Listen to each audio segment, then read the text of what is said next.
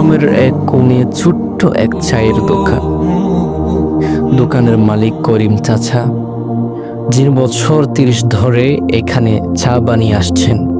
তার দোকানে প্রতিদিন অনেক মানুষ আসে, কেউ আসে আড্ডা দিতে, কেউ বা একটু শান্তির খোঁজে। আজ বিকালটা ছিল অন্যরকম। আকাশ ছিল মেঘাচ্ছন্ন, বাতাসে ছিল এক অদ্ভুত শীতলতা। এমন সময় দোকানে এলেন রহিম চাচা। বৃদ্ধ মানুষ, কিন্তু প্রতিদিন এই দোকানে এসে এক কাপ আদা চা খাওয়া তার অভ্যাস। করিম চাচা হাসি মুখে এক কাপ চা এগিয়ে দিলেন। রহিম চাচা চায়ে প্রথম চুমুক দিতেই হালকা শিহরণ অনুভব করলেন।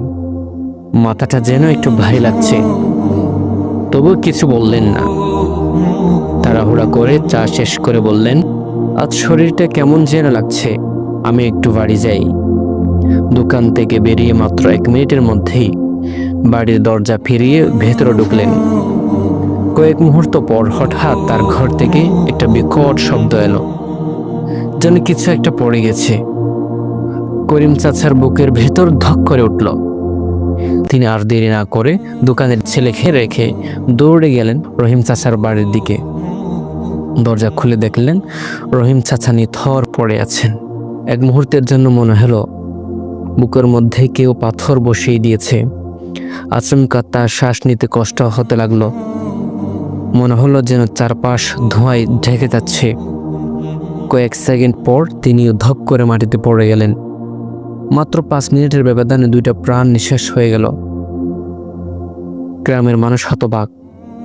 এত দ্রুত মৃত্যু, আল্লাহর কি অদ্ভুত লীলা। কেউ জানে না কখন কার ডাক এসে যাবে। এই ঘটনাটাই মনে করিয়ে দেয় সূরা আল আরাফ 34 নম্বর আয়াত।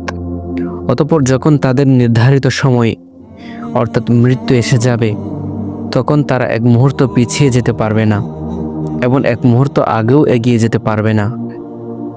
মৃত্যু আমাদেরকে শিক্ষা দেয়। মৃত্যু কাউকে সময় দেয় না, যে কোনো মুহূর্তে তা চলে আসতে পারে। তাই আমাদের প্রতিদিনের জীবন এমনভাবে গুছিয়ে নেওয়া উচিত যেন যে কোনো সময় আল্লাহর ডাকে সাড়া দিতে পারি। নামাজ, দোয়া, ভালো কাজ, মানুষের উপকার, এগুলোকে জীবনের অংশ বানানো উচিত, যাতে যে কোনো মুহূর্তে মৃত্যুর সামনে দাঁড়ালেও আমরা প্রস্তুত থাকি। আল্লাহ তাআলা আমাদেরকে তৌফিক দান করুন। আমিন।